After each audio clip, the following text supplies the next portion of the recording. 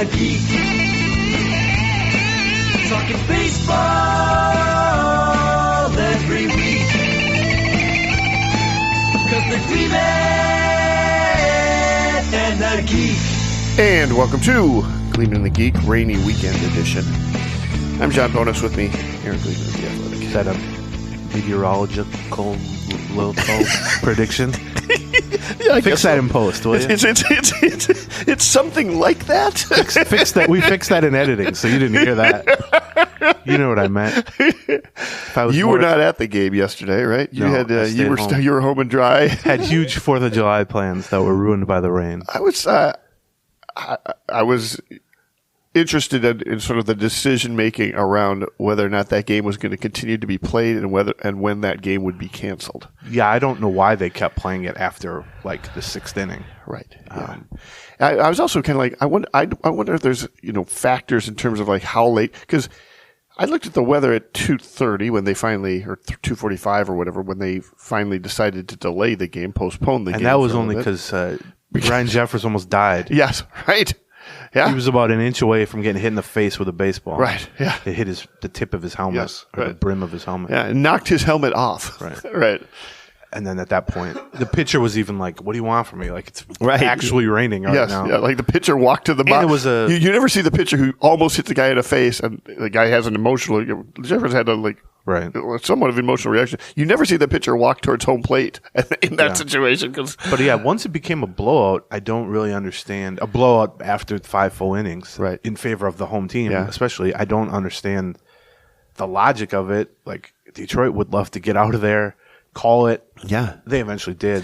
It went on a little longer. It does feel like baseball's got sort of this moral obligation, it feels like, to finish these games, to try and finish these games. Wow. Like I said, when they delayed that game, I looked and I said, here's the thing. It's supposed to clear up at about 6. Are they going to keep both teams here for 3.5 hours? Especially on a getaway day for the Tigers. I think they were going to Cincinnati or something like that afterward. But yeah, I think in general, a 12-3 game, right? Right. I mean, yeah, if it's a 4-3 game or something, right? Okay, maybe you do whatever you can to keep it going. We've seen that before, even this year, situations like that where it's like it's a back and forth game, but you don't need to be precious about those remaining 3 innings of that game. Nobody's ever going to think about the lost 2 innings of that game ever again. But the Twins. One of them was shortened, but the Twins win 2 out of 3 from Detroit. Yep. The Tigers are pretty much now falling out of the race. They were very briefly in it. They kind of are who we thought they were. Yeah. Royals have not taken that path yet, which I've been a little bit surprised by. But the Twins have now taken 2 out of 3 in 4 consecutive series. Yeah. In Oakland, in Arizona, in Seattle, and then at home versus Detroit. But now the Astros come to town for 2 out of 3. Yep. First of all, there's plenty of history with the Twins and the Astros that knocked them out of the playoffs in last year and in 2020, and obviously the Correa component with the Astros, and just the fact that the Astros have been the dominant American League team of the last decade, basically. Right. And a month ago, looked to be kind of the last remnants of a dynasty falling apart a little bit. And now they come to Target Field having won 12 of 14. They've gotten themselves very close now to both the AL West race and the wild card race. They're, 3 games above 500 or something. They were like 10 games below 500 very, very recently. Right.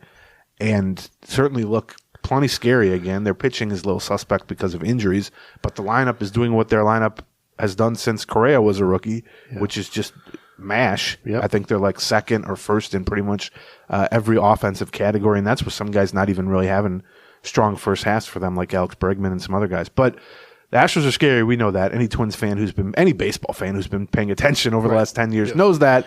But I like so much of this season, 7-13 start, then you win $1 million in a row, then you lose a bunch in a row, then you go on another. It was such a, not only up and down, but up and down with all streaks. There were no just win a series, lose a series. It was like you win a whole bunch, then you lose a whole bunch, then you repeat it. But of late, taking 2 out of 3 in 4 consecutive series is the exact cliched, stereotypical manager speak for what defines a good team in kind of the middle of a season, which is just win series. Yep. That's all you do. You just take 2 out of 3 from good teams. You take 2 out of 3 from bad teams. It's not just 4 series. It goes going all the way back to really that Pittsburgh series is the last time they didn't take 2, didn't win a series. Sometimes it's been 3 out of 4. Sometimes it's been a sweep. Right. But yeah, they've just other than the 7-13 start, the 6-game losing streak, and the 5-game losing streak. Right. Now, they've just been winning. Those exist too. Right, But yeah, that's, right. I guess what I'm saying is I'm encouraged by the fact that they are once again ascending. Right. But also ascending in a way. I mean, look, I'm not saying this is better than if they just won 15 in a row. Obviously, that's great. Right, yes. But in a weird way, it makes me more confident when they're just playing good, solid baseball more consistently. When they're just, it's not that they're going on these crazy stretches, Right. good or bad. It's just, we'll just win 2 out of 3 from good teams, bad teams, road, home, whatever. So this will be a good test because Houston, their record is not spectacular, but they are certainly ascending. I mean, they've been the hottest team in the American League now for the past 2 or 3 weeks. And I don't care. Much like 2020 when the Twins played them in the playoffs and they had a sub 500 record. It was the shortened season at that point. It doesn't matter what their record is. Look at the lineup. Right. You tell whoever's on the mound for the Twins that the record matters when you're looking at, Altuve, Alvarez, Bregman, etc. Right. Tucker's not in there. So that's good. He's injured and he killed the Twins at times too. So it'll be a good test. I think the Tigers, first of all, it was sad to watch Kenta Maeda yesterday. I think he's on his last legs, although I will say he had a stretch last year for the Twins. Did he sign a 2-year deal with them or a 1-year? 2-year, $25 million deal. And the thing we talked about at the time was I'd have loved them have him back on a 1-year deal. Right. Now, that actually has probably proven to be incorrect too. But a 2-year deal for, given his age, whatever he is, 36, and his injury history, Right. and just the up and down nature of his performance the last few years, I would never have done that. And I think that was the cost of doing business with him because a lot of teams agreed with me and offered him a 1-year deal, right. the Twins included, I think. So the Tigers did a 2-year deal. It's similar to what the Twins did to get Christian Vasquez. Sometimes you add an extra year to get what you think is the favorable part of the contract, and then the favorable part of the contract turns out to be bad too, and then you're just in a really rough spot in a multi-year situation. But he gave up 9 runs to the Twins yesterday. Some of it was, dinks and dunks. There were a couple of 15 hoppers that got through the infield and everything, but you just look at some home runs. Yes, but also just from a stuff standpoint, and that was always covering him for 3 years. That was always the thing I looked at with him is swings and misses and just velocity. Because Kenta Maeda is going to be 70 years old, playing in some rec league in Japan. He'll be slinging curveballs and sliders and splitters, and people will be swinging and missing. But the key with him when he's really going well is he 91 to 93 with the fastball, or is he 88 to 91 with the fastball? And we've seen this year with the Tigers, it's down to 90 mile an hour average, sinks a little bit below that at times. And so I think he's just running out of juice at this stage. And so that's why, the Twins were hesitant to give him a 2-year deal. He's got a 6.71 ERA through 15 starts. And I read our Tigers beat writer wrote a story about how ugly it's been for him, and how one thing about Kenta, even when it was going well for the Twins, he'll show you his emotions on the mound. He'll, be frustrated and look up at the sky and shake his arm and all that stuff. And so when he's really struggling, it can be a little bit magnified through the body language, I think. And so I think that's unfortunately, he had some struggles with the Twins coming back from an injury, but he had already established himself in 2020, especially as someone Twins fans and the Twins themselves believed in. Right. Well, he hasn't established that in Detroit, which can be a little bit, add to the frustration because we signed this guy to a 2-year deal, and they haven't seen the good part of Kenta Maeda. So I know I felt a little bad for him. Not that bad for him because the Twins knocked him around pretty good. The Twins now have scored.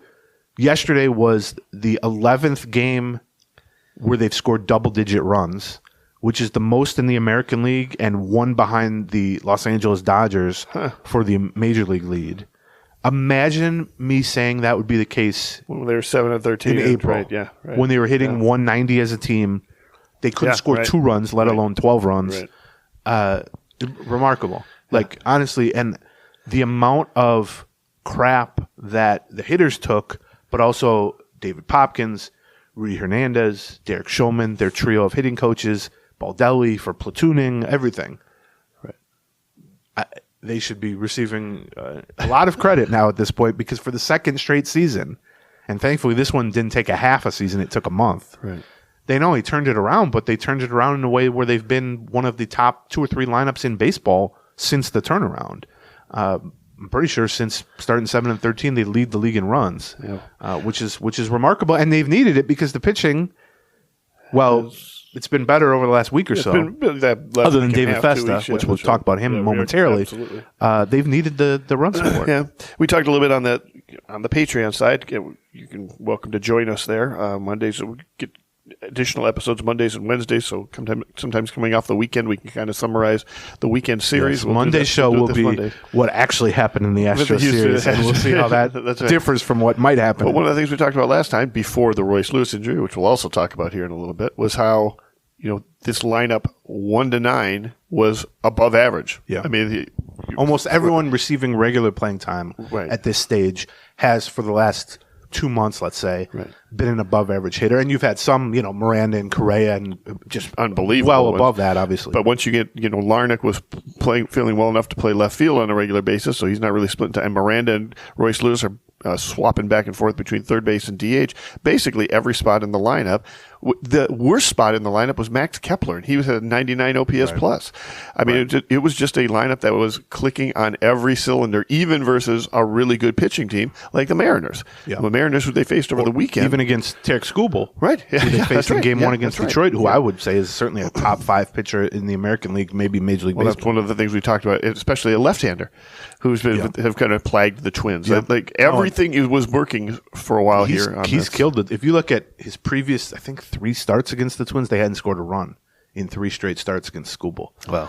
And I know they only got him for 3 runs, but I mean that's one of his worst starts of the season. He's got a 2 ERA basically. So, so they lose Royce Lewis now, so we're going to talk a lot about that, obviously. But that was one of the things that Baldelli talked about in the wake of Royce going back to the IL with a right adductor strain, which is basically like close to your groin.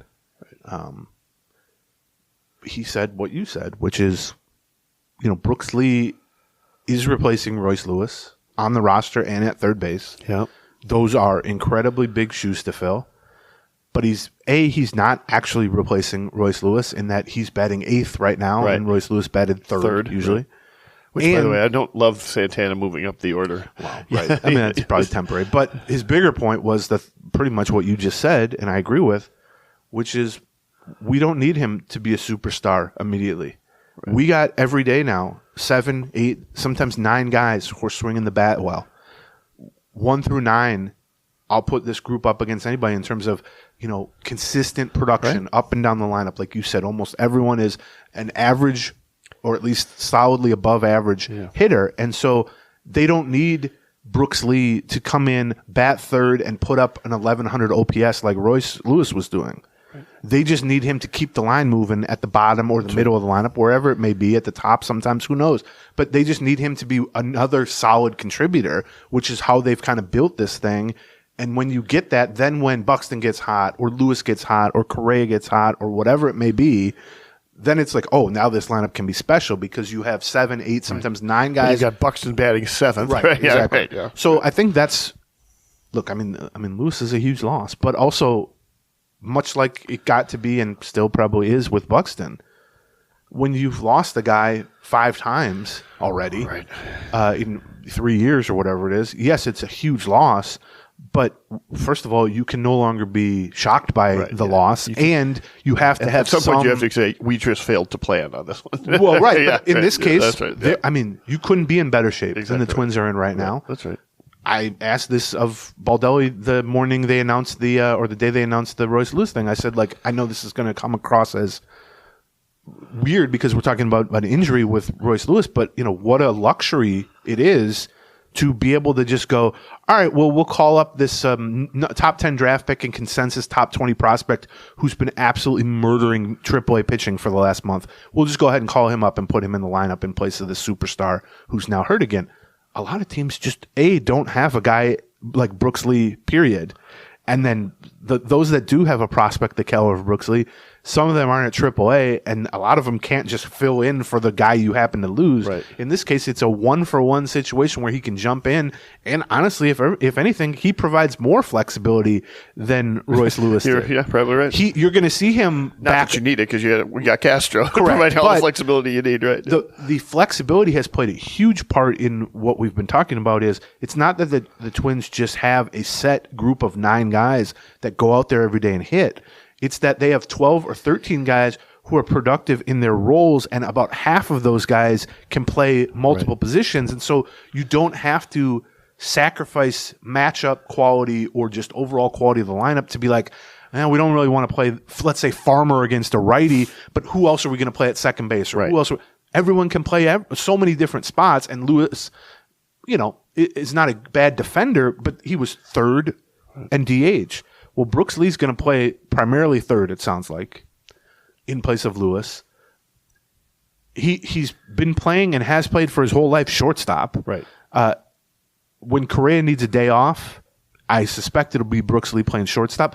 Maybe they decide that let's not mess with him. Let's just have him stay at third. Yeah. But he's certainly capable of playing shortstop. And then I think ultimately if Royce Lewis is going to stick at third, Brooks Lee's going to be a long-term second baseman and has gotten some reps at second base dating back to spring training. So he can play. He can obviously DH. He could probably play first base if you wanted him to. So between him and Castro, you can do whatever you want in a lineup at any point. And so I think that's another aspect of, they lost Royce Lewis. It sucks on a personal level, on a lineup level. You're not going to replace that sort of production. But the next man up. And the next man up happens to be a guy who has a lot of upside. And the truth is, in the weeks prior to Royce Lewis getting another injury, we were starting to try to make the case, or how the puzzle fit with Brooks Lee getting called up anyway, regardless of Royce Lewis's health. Now, we were trying to figure out how can they play alongside each other. Exactly right. And that is still going to be the long-term vision, obviously, which is why it's so promising. But in a way, this a positive can come out of the negative, which is he might have a month here to just play third base every day. Right. And let's hope Royce Lewis is back shortly after the All-Star break. I'll take the over on whatever the date is, but let's say some point in, late July, early August, whatever it ends up being. Right. Well, it'd be amazing if, Brooks Lee was hitting 310 by then and was batting second in the lineup or leading off or whatever it is. We can't get him out of the lineup. Right. We can't not have him in the lineup. Guess what? They can figure out a way to make both of them work together. And that's, what I wanted to try to figure that out heading into the playoffs anyway. And so now this kind of puts that in motion a little bit. But yeah, obviously, Royce Lewis is a huge loss. It's also just yet another frustrating speed bump or roadblock or whatever you want to call it in his career that has been spectacular so far on a per game basis. No one has ever played this well to start a career in Twins history on a per game basis, and yet I think this is, let's see, what is this? This is his fifth. I think that's right. He's got the two. Well, the first torn ACL occurred before he was in the majors. Right, technically. that's right. But he's got the two. This is since 2021. Right. Since spring of 2021. Spring of 2022. Even more recent than that. Okay. I think. But he's had the two torn ACLs, which both cost him a season. No, 2021. 2021. You're right. Two torn ACLs, same knee. Strained left oblique, which cost him over a month. Right. Strained left hamstring, which cost him significant time and would have cost him more time, except he rushed himself back to be in the playoff lineup. Right, that's right. And then hit 4 homers in 6 playoff games, but was clearly not 100% in the playoffs either. Right. Then, 3 innings into this season, he's got the quadriceps injury that knocks him out for 2 months, basically. Comes back and hits 1 million home runs. And now right adductor strain, which it's a grade 2 strain. I saw some estimates that are like 6 weeks on that. The Twins and Lewis seemed pretty much in agreement in kind of saying it's not as bad as the quadriceps injury. Okay. But that was a 2+ month injury. Right, so, I think the All-Star break provides some padding here to just say, well, first of all, it's, I want to say amusing, but that's not the right word, that the an hour after he was hurt, Royce Lewis is like, I don't know, I think they're going to put me on the IL because they always put me on the IL. And then it's like, brother, you're out for a month and a half now, probably. So, they're going to put you on the IL. He's just he ain't a reliable narrator with his own health, which he's a lot of good things. Yes. But that becomes a tricky one, I think. But I would expect him, I mean, he's going to be out through the All-Star break, they said. I would be very surprised if he's in the lineup for the first series of the second half. I think it's more likely that he would miss the majority of July and come back late July, early August or whatever. But again, if Brooks Lee is anywhere near as good and as ready as a lot of people think he is, you're going to be okay with that. I mean, if the rest of the guys do their job and Brooks Lee does his job, you're still going to be a very potent lineup. And then hopefully you get Royce Lewis back for the stretch run, much like last season. I mean, middle of August. If he's back middle of August, that's you got it for good. Right. Yeah. And it's possible he's back before that. But it does sound – so what's interesting, I found interesting with Royce Lewis here is he gives that quote where he's like, I don't do slumps, and then he immediately goes into the first extended slump of his career. I think he 1 for 26 or something like that on the road trip preceding this. Well, they basically said, his groin was starting to hurt him during that. Right. It sounds like it started to hurt during the Oakland series, which I think was like June 22nd, something like that. Yeah. We talked about it on the Patreon. He was getting a lot of time off of third base. Right. And just looking at DH spots, a lot of days off. Looking at some of the clips of him running. Right. It wasn't that he looked injured. It's that he was just always in a jog. But the thing is, they've basically told him to do that. Right. Then, of course, he hits the 2-run double in this homestand, and about 2 steps out of the box, then he looks injured to the point that he basically walked to second from first. And so it's clear that he aggravated or further tweaked what was already sort of a groin injury that he was trying to manage. But that does potentially explain, well, why did he all of a sudden go 1 for 26? Well, because he was injured, basically. Yeah. Now, that's not a positive thing by any means for a guy who's almost always been injured, but it explains some things. So, he's going to be out. I'll take the over on a month, but maybe that's just me being overly pessimistic or whatever. But we'll talk a little bit more, I think, about just like what to expect from Bruce Lee. Bruce Lee. I apologize because I'm famous for this already, and I suspect it's only going to get worse. Well, they're calling it Brooks Lewis, right? For some reason, I would argue that they're similar sounding names. Yes, but Royce Lewis and Brooks Lee, since the moment they drafted Brooks Lee, they've been overlapping in my brain, and so now I guess I'm calling. I have no. Bruce Lee. This sort of thing. Brooks Lee and Royce Lewis is now Bruce Lee, which would be a hell of a pickup for the Twins. That would be, Bruce Lee. Right, yes. But we'll talk a lot more about Brooks Lee here. Maybe I'll just call him Brooks and Royce. That sounds like a country. That's probably a good idea. Brooks and Royce. That does sound like on the main stage at 8:30 here. They're opening for next on Hee Haw. Yeah. Well, okay. There's a timely reference for people. Hee Haw. Here are Royce Lewis. Career numbers right now. Okay. And this is not including 6 playoff games in which he homered 4 times. Right, that's it. These are regular season numbers. 94 games. Yeah. He's hit .303 with a .945 OPS. Pretty good. And, 20, what did he hit? 26 homers or something like that in that. I mean, there's no way you're going to replace that. And Brooks Lee, stylistically, is not the same type of hitter as Royce Lewis. No. In terms of, just pure power and ability to change the game with one swing. Royce Lewis wasn't that hitter when he got called up either. We didn't expect that from Royce Lewis. And the other thing I think is worth mentioning here is that, if this had been what Royce was hoping it was going to be, which is either an injury that didn't require an injured list stint or one that maybe required the minimum 10-day stay or a couple weeks off here, maybe their call-up choice is a little different. If you're only expecting, especially with the All-Star break in there, if you're only expecting to need 10 games of someone, maybe you call up Matt Wallner and you play him in left and you play Austin Martin or something at second. Maybe you call up Julian to fill in. Maybe you call up someone like Junior Severino just to get an extra bat in there or something like that. Maybe. But once it becomes clear that it's going to be multiple weeks and potentially a month plus, to me, that's a no-brainer to call up Brooks Lee. Because here's what was going to happen if they didn't. If you call up Wallner or Julian or Severino or who knows, Michael Hellman to be a utility guy, something like that. They had some options at AAA. And Brooks Lee continues to do what he's been doing at AAA for the next couple weeks. Well, then it becomes absurd that he's not the guy up. So I do think they made the right choice. It's the choice I would have made. I mean, I was trying to think of ways to get Brooks Lee on this team as is. So I'm excited. I think it's a good opportunity for Brooks Lee to get his feet wet in a way that gives him a little bit of a chance to have a runway as opposed to just kind of dropping in on the situation and then getting pulled out 2 weeks later. And I just, from a watchability standpoint, I mean, we've already seen this. He's been on base 4 times already in 2 games or whatever. He's going to be a fun player to watch because he is a lot different than a lot of players. Yeah. And his addition from like a trending, how's the lineup been trending? More contact. Right. He's another switch hitter to add to. I know Baldelli loves that. Yes. He's now the 3rd switch hitter who's going to be playing regularly in this lineup with Santana and Willie Castro.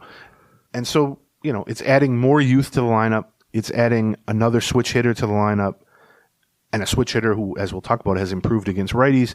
And it's also just adding a high contact guy. I mean, that's his game, his bat to ball skills. And for a Twins team, they're now striking out. They have one of the lowest strikeout rates in the league now as a lineup after setting the all-time strikeout rate record last year. And they've really been trending month over month since April towards extremely low strikeout rates. So not that Royce struck out that much, right?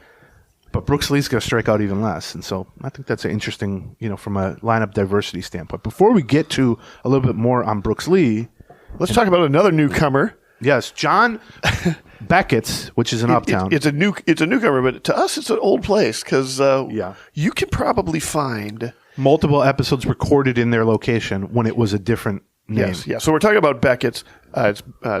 That's the name of it. I would call it Beckett's Sports Bar, but I think it's just called Beckett's. It's on Lynn Lake, 30th and Lindale. Right. What I always said was my favorite corner. I used to live there, basically. Right. It was always my favorite corner in Minneapolis because Uptown is a great place, retro arcade. Iron Door across the street. We've done a million shows that we love Iron Door. My favorite restaurant, Szechuan Spice, used to be right there. That's right. Rectangle Pizza now is at the far corner. Right. Szechuan Spice is no longer there. Right. And so I dropped it down on my Minneapolis corner rankings. However, Beckett's now right in the middle. It's right between Rectangle Pizza and Uptown. In the old country bar spot. Yes. Old. I mean, this is like 4 removed. So when we looked at potentially buying, when we started doing some podcasts because we wanted to open a bar back in 2012, this is one of the spots we 2013. Yeah. Well, this is one of the spots we looked at. That was the country bar. Then it reopened as the country bar, much newer country bar. Then it was like Blue Door Pub. Then it was like Fool Me Once. And now it's Beckett's. And so John went there to check it out. Yes. And I sent my representative, the Duchess of Marshfield, because some of us have to work. So I was at work watching a baseball game, but it was still work.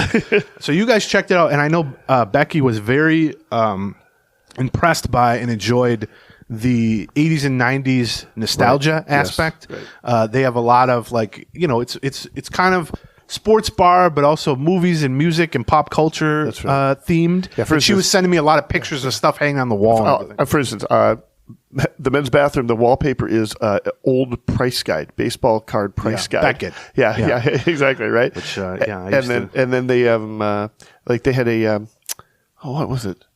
What's they had the Miami Dolphin kickers jersey from Ace Ventura: Pet Detective. Laces out. Yeah. So. Yeah. Again, it's called Beckett's. It's in Uptown on Lynn Lake, corner of Lynn Lake, basically. It's between Uptown and Rectangle, across the street from Iron Door. I had a Dome Dog there. Yeah, and you can get a Kirby bucket, which is vodka, lemonade, iced tea, soda, and they have some food, like the sort of, like you said, Dome Dog. They got pretzels, they got wings, they got chicken tenders, they got burgers, stuff like that. And here's a little thing for our listeners. Yes. Because they want, go check it out. If you bring in an old baseball card and you tell them, Gleeman and the Geek told me to bring in this old baseball card, they will give you a free pull of Miller High Life. Yeah. Courtesy. It's either Miller High Life or it's Hams. I think it might be Hams now. Okay. You get the idea, though. You get the vibe. Good food, good drinks, reasonably priced, 13 TVs. Yeah. Great place to go check out. And by the way, not Comcast, so you can actually watch the game. You can watch the Twins. That's good to know. Our next sponsor is Harry's Razors, one of our longest time sponsors. The way Harry's works is they've sort of cut out the middleman on shaving and razors. That's right. You don't have to go to some store, and this is more relevant than ever, and try to get someone to unlock some case for you, which inevitably leads to people taking longer to change out razors that deserve to be changed out, and then you're nicking yourself with dull razors. None of that anymore. Harry's Razors, they can send you as good or better quality razors directly to you at a lower price point. These are 5-blade razors. Like these are from a factory they bought in Germany. Yes, that makes razors, and we've got a special deal with them. You can get a trial set, which has a $13 value. You can get it for $3. Trial set is a 5-blade razor, weighted handle, foaming shave gel, and a travel cover, and it's just going to be $3 for you. Yes, you can get more performance out of your shave with Harry's. Get started with $13 trial set. For just $3, you go to harrys.com/Gleeman. That's HARRYS. Harrys.com/Gleeman for the $3 trial set. Okay, let's talk a little bit about Brooks Lee and what people can expect. Obviously, a lot of people have watched him now for a couple games, but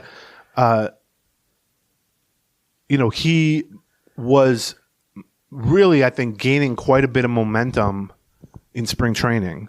Yes, not unlike Edward Julian the year before, where Baldelli especially, but also just players and coaches around Fort Myers camp were talking pretty openly about how impressive he was, not only in terms of like just the raw talent he was showing on a daily basis, but also just the vibes, the mentality, the work ethic, the IQ, all that stuff that you would associate with a guy who played for his dad in college and was a coach's son. All those cliches apply to Brooks Lee in a positive way. And then about midway through spring training. No, right at the end of spring training. It was like last week of spring training is when he ended up with the back problem. He was playing up until like the last week of spring training. I think it was like mid-March. Yeah. But either way, tweaks his back. They initially just say he had lower back spasms. Right. Goes for further testing. Gets diagnosed with a herniated disc in his lower back. Gets shut down for basically the first 2 months of the AAA season. He was going to start the year AAA either way.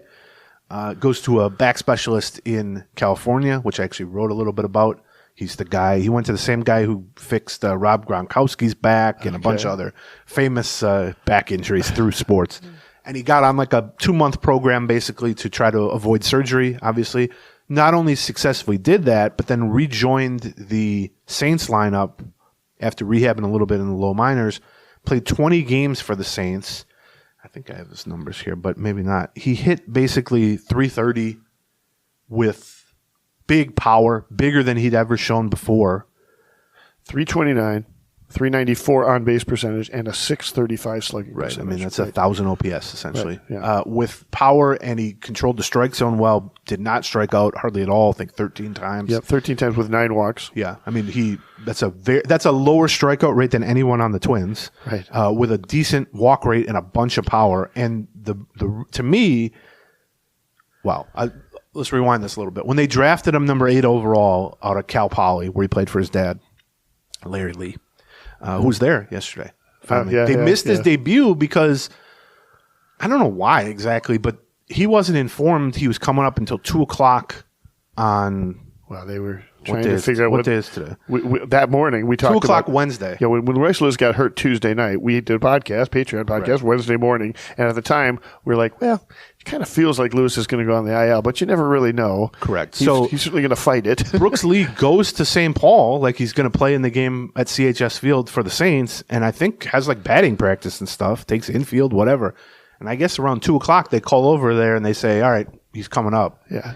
And there's actually a video that the Twins tweeted out from St. Paul where Toby Gardenhire informs him in front of the team that you're going up, all that. So he got over to St. Paul in plenty of time for Wednesday's game because it's a 10-minute drive. But his parents, who live in California, and his sister didn't have any chance to get here for a 7:00 game. And so not only that, but they were in flight during the game, so they couldn't watch him. And then they got actually delayed, I think. And so they didn't show up until, and the next game was a noon game. Yeah, right. Yeah, yesterday. That's right. For the 4th of July, and because they moved it up for the weather, they showed up like mid game yesterday. But he then singled for him right away, and then afterward, they were outside the clubhouse giving him hugs and everything. So it worked out okay in the end. They missed his debut, which he had 2 hits right up the middle in his debut. But so when he was drafted, he was considered the best college hitter, I would say, in that class. Best bat. Probably, Right. Dropped to number 8 because there were a couple of surprises in terms of pitchers getting picked in front of him. The Twins were, I will tell you, thrilled at the time, even off the record. We're like, we couldn't believe. We never thought he would drop to us. They were thrilled to get him. The kind of pre-draft scouting report on him was, he had won back-to-back Conference Player of the Year at Cal Poly. He had hit 350 with more walks than homers for 3 years there. Some power, but not a lot of power. Switch hitter, shortstop, all the baseball IQ cliches, everything like that. But the questions with him were twofold. One, big picture, how much power is he going to develop? Right. Is he just going to be a singles hitter, which is fine because he's going to hit a lot of singles? Or can he be a 15 homer guy with a 40 doubles? Sure. For a switch hitter, that would be great. And then within that was from the right side as a right-handed hitter versus left-handed pitching, which is usually, a quarter of their at-bats, basically. His swing was much less smooth than much these less sort of natural looking. Yeah, natural looking. That? Yeah. And the production just wasn't there. And then once even he got into the minors, including last year, he just didn't hit that well as a right-handed hitter. And so then the question was, he's a switch hitter, but is he going to be a switch hitter where you mostly want him up there as a lefty? Are you going to maybe even platoon him at some point? All that. And so when I talked to Brooks Lee, because I always like to talk to the prospects in spring training because I read about him, but I talked. I did like a 20-minute chat with him early in spring training when he first reported, and I wrote about it. But the 2 things that he was working on at that time were learning second base, and to some extent third base, but learning second base. They were giving him reps at second base, and how do I get my right-handed swing not only better, but he wanted to essentially get it as close stylistically to his left-handed swing as he possibly could, because A, his left-handed swing is really good, but B, he felt like if I can get both swings, like from a mechanical standpoint, very similar, I don't have as much to keep on track. Right. Because then I don't really have 2 distinct swings. I just sort of have to keep one swing calibrated from both sides of the plate. And so he talked a lot about how disappointed he had been with his lack of production as a right-handed hitter and how he was making real changes, working with Twins coaches, but also working with his dad, who's somewhat of a hitting guru himself. Right. And then we didn't see it for 2 months because he was hurt. And it was like, this could be a significant back problem. He's got to work on that before we can do anything else. Then he joins the Saints, and not only, you just read the overall numbers, which are spectacular, but he had like 5 homers against left-handed pitchers as a right-handed hitter. Right. He already, in 20 games, had more homers and more extra base hits than he had all of last season as a right-handed hitter. And he hit like 340, low strikeout rate and all that. That, to me, is the biggest change for him because, it's more important to be a good left-handed hitter than a good right-handed hitter if you're a switch hitter because you're just going to face more righties. That could be the difference between being a star or just being a really good regular. I think everyone has always been pretty confident going back to probably high school. He was going to be a first-round pick coming out of high school, and he told everyone, don't draft me. I'm going to play ball for my dad. Right. So he's been good. He's been on the radar for a very long time. I don't think anybody's ever looked at Brooks Lee's left-handed swing and thought anything but this guy's going to get a bunch of hits. He's just line drive stroke. It's got opposite field power.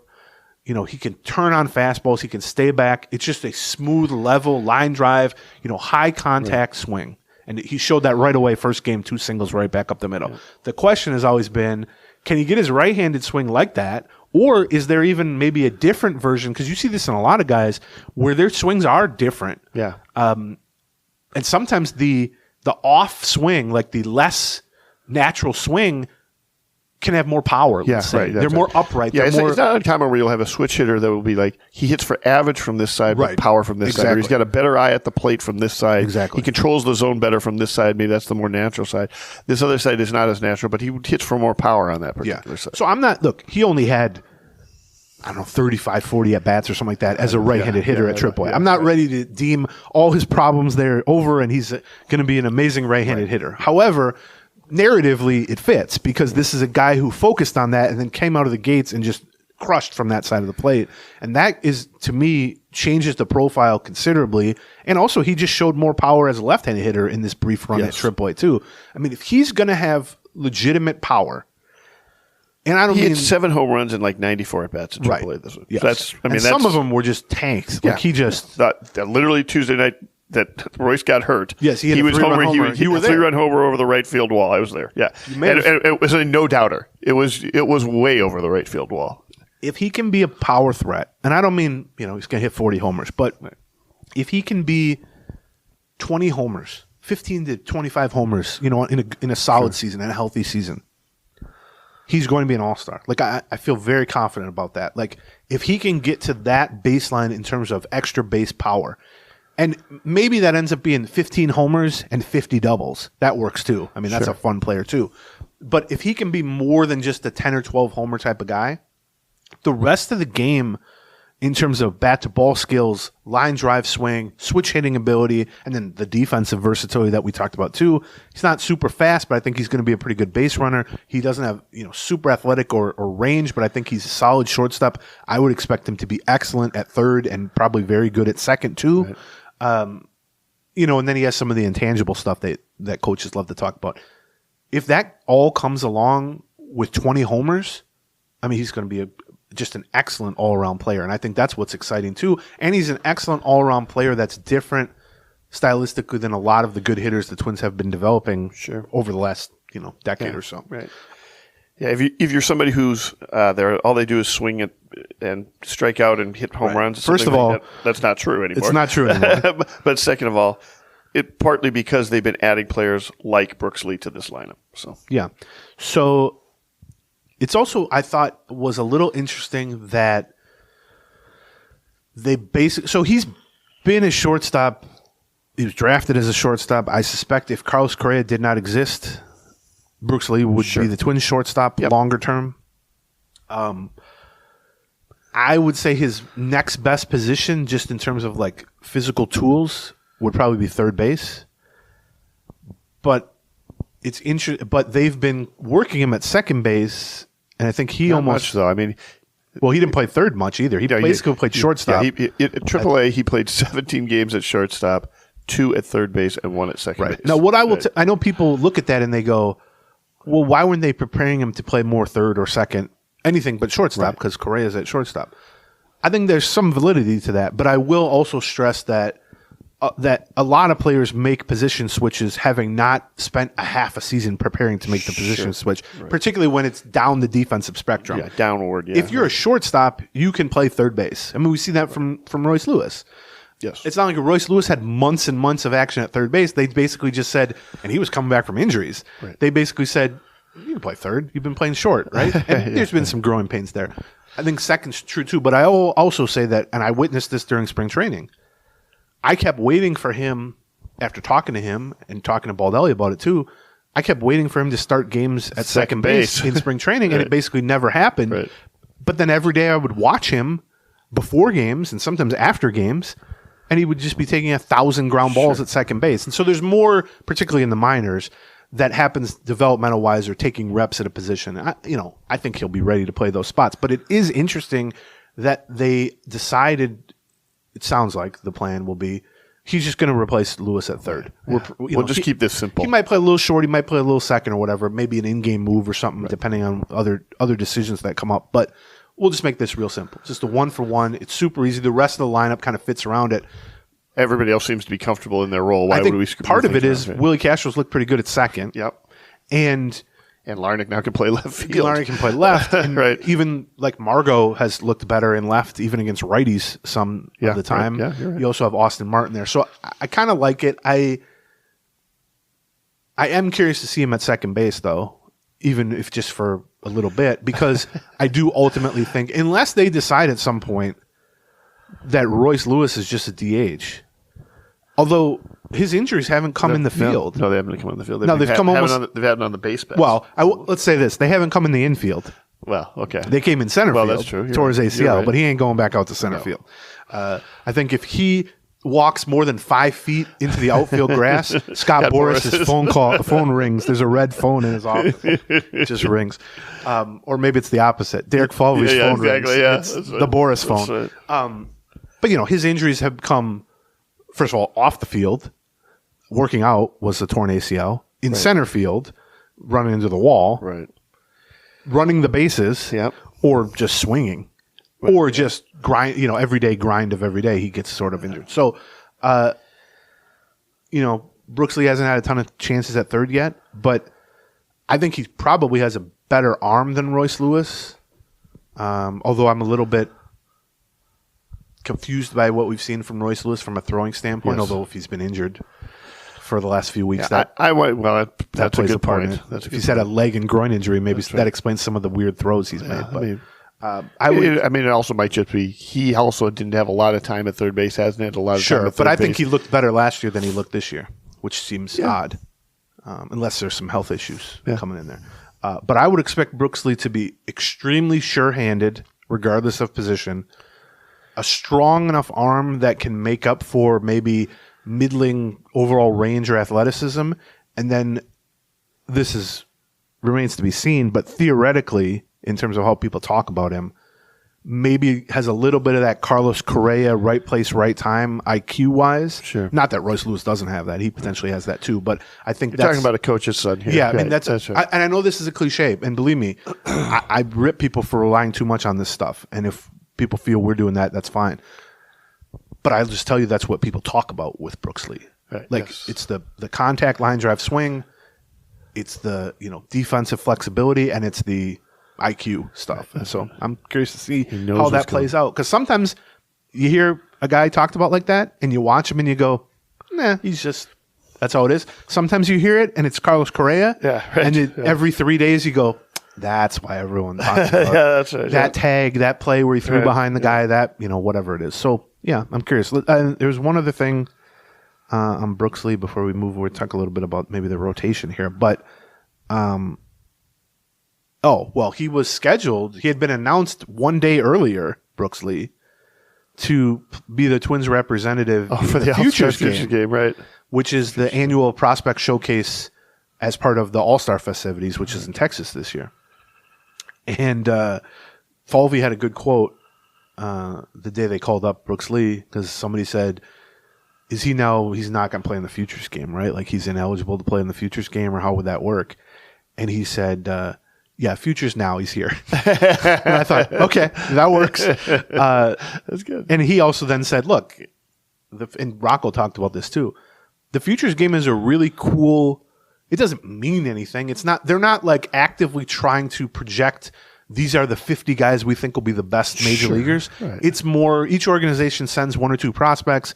It's guys who are kind of ascending. It's guys who are a lot of times are AA or AAA, close to the majors. But it's an opportunity. First of all, it's a good attaboy for these guys. Right. Yep. And it's an opportunity to shine on a national stage, get people to start talking about them before they're in the majors. It is a real honor. Sure. And you look at the names who have been in Twins history, it's basically a who's who of their best prospects, obviously. Mm-hmm. And often it's that guy will then get to the majors within the next year. Sure. But as Falvey said later, if he's playing in big league games, that's good for him and it's good for us instead of that.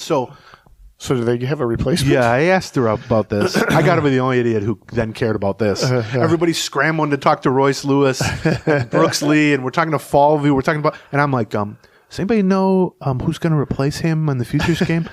I would push for Luke Keishel. Well, that's what I was wondering. Who is now crushing it at AA. Also an infielder, because I assume they want to replace him with an infielder. I would say, from what I was told, they want to replace him with a position player. Okay. It's not. I mean, if you can put another infielder in there, great. But I think position player is what they would be looking for. Emmanuel Rodriguez would be the obvious choice, except he's on the IL at AA. Right. So Keishel was their second-round pick last year, or supplemental first-round pick last year, I think.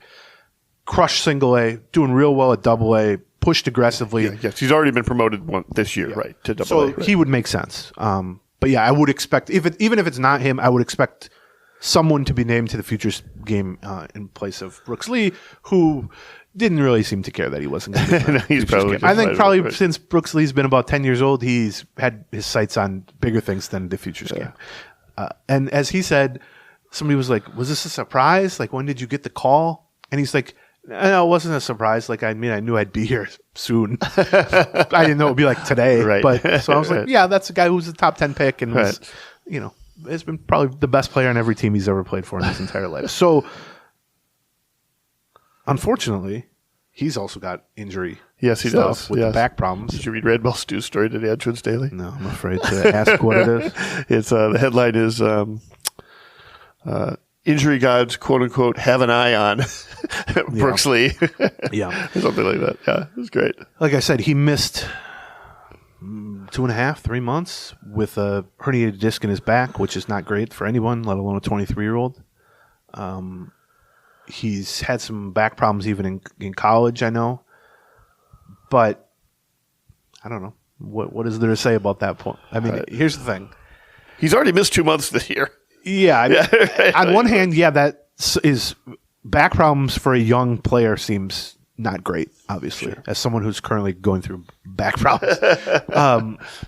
But on the other hand, to miss months of a prime developmental point, like you're coming off a hot spring training, you're going to go to AAA, you're knocking on the door to the majors, and then you're out for 2 months. Right. To be able to jump back in the lineup after that and have the best stretch of your professional life to the point that you're breaking down the door to the majors, but is almost more impressive because it's like, I mean, we saw it with Royce Lewis. Well, that's true too. Yeah.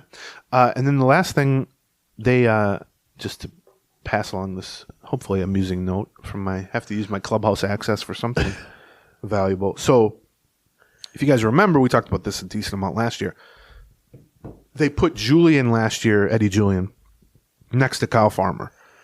Yes. So that, first of all, they were in a platoon. But Kyle Farmer, especially for an infielder, is going to be a good mentor. He's viewed as a, he's a good guy. I can attest to the fact that he's an outgoing, charming, good leader, all that stuff. Leader, yeah. But also, he's funny, and he's kind of a ball buster. And so I think they put Eddie Julian there because Eddie Julian's sort of like that. And the two of them had a very funny, cute, like mentor-mentee relationship where they would just goof on each other all the time. They were splitting time at second base. It worked out, I think, really well. Well, I noticed they put Brooks Lee now pretty much right next to Kyle Farmer in the clubhouse to the point that Brooks Lee walks in, or we walk in, Brooks Lee's there unpacking, basically. Before 2 days ago, and all the media jackals, because all the television stations were there because they wanted to get the Royce Lewis news and interview Brooks Lee. So we all ascend on him for what is called a scrum, which is a whole bunch of media members around one poor soul who's going to talk. Right. And somebody says, "You got time to talk?" And he turns around and he looks at this horde of media and he goes, "Sorry guys, I got to go hit right now. Like I'll be back. I can't, but sorry, I got to go hit right now." And Kyle Farmer from the next locker chimes in and goes, "He has time." And then Brooks Lee goes, I gotta go hit. And I say, because I budge into every conversation, I say, "Kyle, don't get him in trouble on day one, man." Like this. And Kyle goes, "Where are you hitting?" And he goes, "Inside in the cage." And Kyle Farmer looks at us like Jim from The Office to the camera and goes, "He has time." And then there's a beat, and then Brooks Lee turns to Kyle Farmer and goes, "I really missed you, Kyle." So that's the sort of introduction that Brooks Lee is having to the majors, which I thought was cute. So yeah, he I don't know, in a lot of ways he's playing because Julian is not in the majors. But I do also think I've not given up on Eddie Julian. I don't think the Twins have given up on Eddie Julian. He's had some moments at AAA that have been good. Overall, not been spectacular at AAA. But the reality is, for all the improvement that Eddie Julian made defensively at second base, and I will never ignore the strides he made in a very short time to go from like borderline unplayable to, at worst, I would say solid at second base, and at times better than that. Brooks Lee's probably a better second baseman than him. Of course. That's just... You're going to fall out of bed and be a second baseman. Right, exactly. Right. So... if you're looking at the long-term infield, you're going to have Correa at shortstop for however long he thinks he can play shortstop. Right. I think they're going to stick with Royce at third base. That would leave second base for Brooks Lee, although he's playing third base now, so who knows. And I know it seems like that pushes Eddie Julian out of the mix.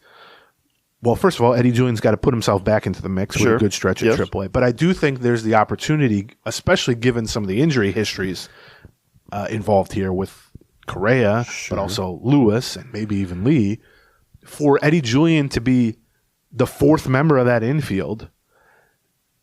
And that means a lot of first base, which he has played some at AAA now, but also filling in at second base on days when Brooks Lee's starting at shortstop or starting at third base. And I think that gives you enough overall flexibility. If you want to toss in Miranda there as a fifth piece and open up the DH spot as a fifth spot there, those 4 spots plus the DH, you can just cycle guys through all those short spots. Term, you also got Willie Castro. Well, right. And you also, got to be an everyday player someplace. 2-3 years down the road. But I wonder if they would consider having, I mean, it sounds silly. It feels like a demotion to say this about Brooks Lee. But can he be the Willie Castro? He plays everywhere. He does everything. Well, yeah. Although no, they're not going to play in the outfield, but just from like a foot speed standpoint. But I mean, look, Miranda is not the most defensively versatile player, but he's shown that he can play a solid third. Right. He can certainly play first, and he can DH. I mean, he can DH. So if you have Correa pretty much sticking it short and Lewis pretty much third or DH. Brooks Lee, even if he's primarily a second baseman, is going to play some short, going to play some third, and then Julian, same thing, primarily second baseman, but he's going to play some first, can DH, obviously. So you could take those 5 guys and just sort of set it and forget it for the next 5 years if you really wanted to, and just figure when someone's hurt, they change roles. When someone needs a day off, they kind of toggle around the infield. But that, to me, if Julian can get back on track, and you need everyone to get and stay healthy too, but that could be a super promising just chunk of the lineup there, basically, that can be good offensively, defensively, and from a versatility standpoint. So before we talk a little bit about the rotation, and there's a change in the rotation as well. Let's talk about our sponsor, BetterHelp. The show's sponsored by BetterHelp. We're big fans of taking care of yourself, and that sometimes means not just means sometimes seeking some therapy. And one of the things as somebody who has sought out therapy and made the decision, hey, I need to go talk to somebody about this, I suddenly recognized, hold it, all the challenges are in front of me now. There's a lot of barriers for entry, as I like to say. There's a lot of speed bumps that make you go, maybe today's not the day I get help. Who am I talking to? Right. How do I set up the time? Where are they located? Sometimes they tell you got to wait 3 weeks. That's right. BetterHelp can find you a real licensed therapist that is geared to the thing you want to discuss or the thing you want to work on. They can typically set you up with an appointment within days, and they can gear the type of appointment to what you're looking for. If you want to do a video call, you do a video call. Right. If you don't want to be on camera, you do a phone call. If you hate being on the phone, you can just do a live chat. They can gear it towards whatever your comfort level is, and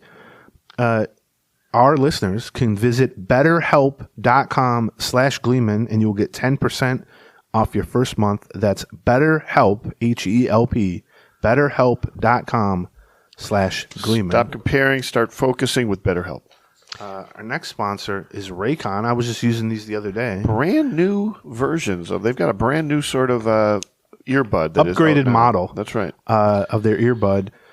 I know I use them for Zoom calls mostly.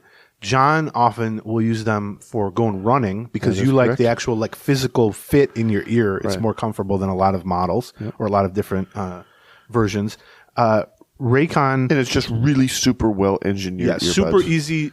Good battery life, first of all. Yep. Super easy to pair up with Bluetooth, which for a doofus like me can often be troubling. For other noise cancellation if you need it, right? And it just, like we said, feels good in your ear. It's a well designed in terms of the actual physical fit in your ear. In my opinion, sweat resistant, weatherproof. I mean, they just do a nice job of creating a well engineered earbud that isn't going to cause you a hassle. It's almost a joy to have them in your ear. If you go to buy Raycon, like BUY, buy Raycon, RAYCON, so buyraycon.com/Gleeman, you get 15% off your first Raycon order, and they'll give you free shipping. That's right. So you get 15% off and free shipping at buyraycon, BUYRAYCON.com/Gleeman. That's buyraycon.com. 30-day happiness guarantee. What are you waiting for? Okay. So, well, I don't know. We mentioned Miranda, but I feel like we should. Yeah, we should talk about talk. the fact he went 5 for 5 yesterday Yep. in only 7 innings. Right. He might have batted again. Who knows? Yeah. 5 for 5, up to 312 batting average, 858 OPS. He's essentially playing every day now. Yes. I don't think that will change with Brooks Lee replacing Royce Lewis. It shouldn't, because Royce Lewis was essentially playing every day. I would expect Brooks Lee to play essentially every day. It changes in that it's a switch hitter replacing a right-handed hitter, but basically against lefties, Miranda is going to be in there 100% of the time and typically batting like third or fourth. And even against righties, whether it's DH or first base, he's been playing almost every game, sometimes at the expense of like Santana, let's say. So I would expect that to remain the same. I mean, he's just hit everyone, righties, lefties, whatever. He's hit fastballs. He's hit off-speed stuff. The remarkable thing about him is the same thing 2 years ago. Last year, he dealt with all the shoulder injuries. Yeah. And then out of sight, out of mind, it was easy to forget. We kept asking, is the shoulder injury causing any of these hitting problems? And pretty consistently, the answer was, we don't think so. Right. They kept downplaying it. He kept downplaying it, but then he had surgery in the offseason. It's pretty clear now, yeah. I mean, not only is he hitting, I would say better even than he was in 2022, and he was playing good in 2022, but he's throwing and fielding as well as I've ever seen him at third base, too. And that's a testament not only to being healthy, but the work he's put in over there to actually get, much like Julian, I'd say he's almost solid there now. Yes. I'd rather not play him at third, but when he has to play third, whether it was subbing for Royce Lewis earlier this season or getting some random games there now, he hasn't been an issue at third yesterday base. He was playing first, right? Yeah, and he's been DH obviously too. But he's just hit. And the thing about it, what made him so intriguing in, first of all, 2021 when he had the breakout year in the minors, he had like 350 with power. But then in 2022 when he debuts with the Twins midseason, one of their better hitters for the middle of the season, he slumped a little bit down the stretch, and his overall numbers were good rather than great. But what made him so intriguing was the all fields power, the ability to turn on pitches and pull them into the seats, but also drive the ball as a right-handed hitter into the right center field gap, shoot the ball down the line, hit the ball to straightaway center when needed, and also the ability to hit a lot of different types of pitches. And I don't just mean fastballs versus curveballs versus changeups, which he does do, but I mean high fastballs, falling off tough pitches, dumping a ball over first base when it's outside and you just need to make contact. His weakness was also his strength. His weakness is that he swings at stuff everywhere. He has a very his hand-eye coordination and what in baseball gets called bat-to-ball skills, which we said with Brooks Lee too, is upper echelon. Right. And for a guy like Brooks Lee, who I think has a pretty good eye at the plate, that's really an intriguing combination because it typically leads to not only high batting average, but a lot of walks and a low strikeout rate and a good on-base percentage. You can picture those guys in your head. It's like they don't swing it much, and when they do swing, it's a line drive somewhere. Miranda has the bat-to-ball skills as good as anybody. I mean, he has the lowest strikeout rate on the team. It's even lower than it was in 2022, but he doesn't have the quite as discerning an eye. No. And so when he's slumped, he's got a low strikeout rate, but he's got a really low walk rate. Right. He swings it a lot. And what's funny is like a guy like Joey Gallo or Miguel Sano or even like Matt Wallner, when they chase bad pitches, the result is almost always just a swing and a miss, a strike. Now, sometimes it can be a strikeout, but just on an island, it's one strike. Whereas when Miranda swings at a bad pitch, he's usually still putting the ball in play. And often that can just lead to a weak pop-up or a chop or double play, especially when you're a slow right-handed hitter and that sort of thing. And so when we've seen him slump or struggle, that's the frustrating aspect of watching it, which is you go, why is he just all this weak contact? Like, why is he just sort of giving away outs? Because he doesn't swing and miss that much. But when he's rolling, what's amazing about that is he's putting the ball in play. I'm not going to say he's like in a Luis Ariz level, but he's at a very high level of contact ability, bat to ball skills. And he's got exceptional power for that player type. There aren't a lot of guys who have a 14%, half of the league-wide strikeout rate, basically. Right. I think he's at 14%, league-wide is like 23% or something like that. And they're like, 20 homer power, but also a bunch of doubles, the ability to hit, balls into all gaps. It's a very rare combo for him. And I think what we've really seen is if he can sort of dial in the aggression even like a little bit. If he can lay off like one borderline pitch like per series even, which seems like nothing. Right.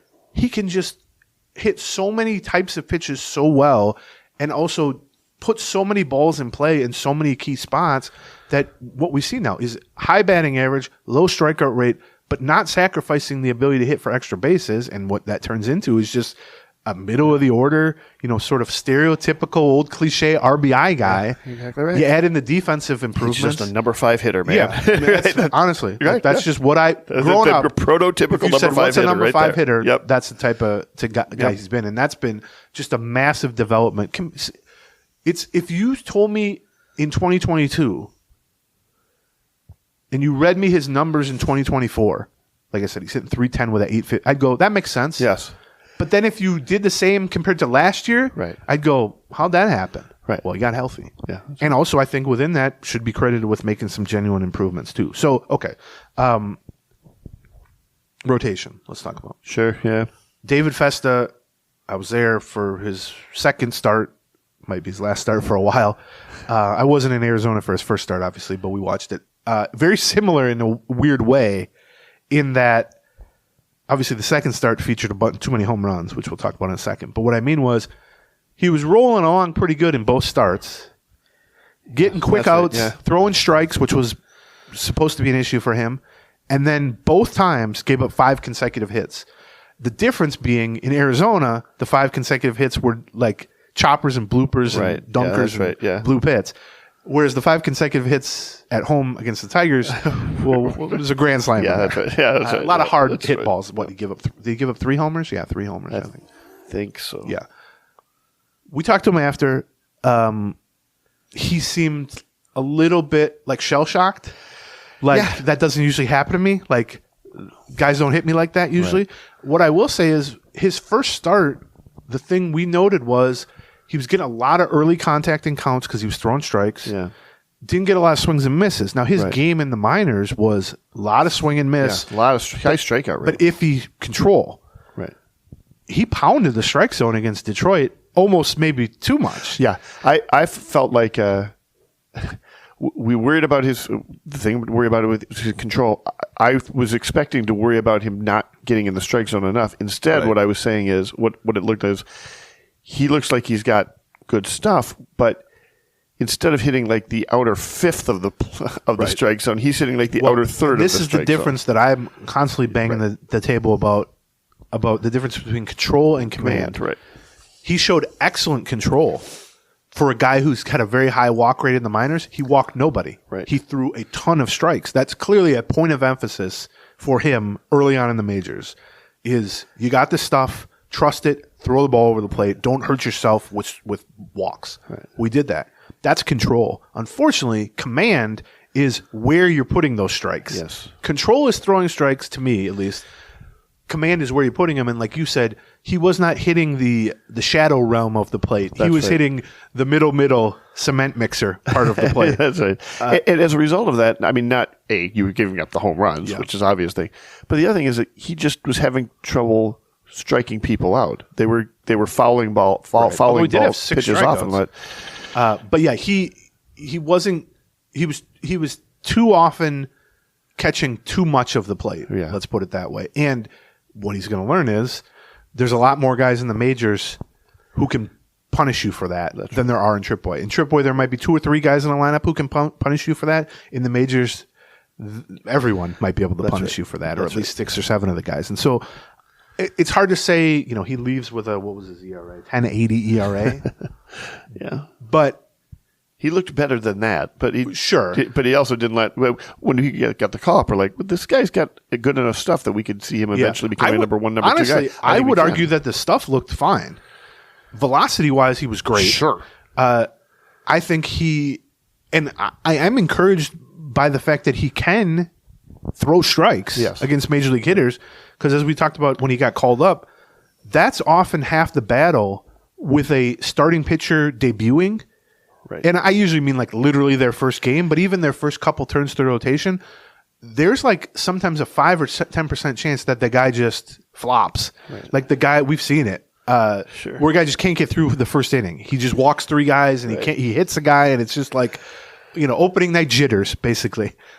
He didn't have that. I mean, he threw strikes. The stuff looked pretty good. He gave up too much contact in the first game, too much good contact in the second game. But, I mean, there's stuff to work on. What's interesting is, so they sent him down last night. I suspect we're doing this Friday morning, so I'm not going to be at the ballpark for another 5 hours. But I suspect... Oh, no, here's the roster move. Oh, okay. Let's go. Which reliever is we called up? Josh Winder. Okay. Called up. Huh. Good for him. It's funny. I'm glad I saw this because I was only going to list him third. I had a little list in my head. It's going to be Ronnie Conrique. Well, whatever. The plan, I think, is you send down David Festa because his spot in the rotation is not coming up again until Monday in Chicago. Yeah. You call up a reliever, turns out now, Josh Winder, which is be his first major league action of the season. Yeah. We've seen him the last couple of years, but he's been behind because of an injury. Right. You call up Josh Winder for this Houston series basically as just an extra arm to have in the bullpen. Yes. And then it sounds like, this is not confirmed, but reading Dan Hayes' reporting on it, it sounds like Paddack's going to come back Monday after missing basically the minimum, which was 2 starts and 15 days.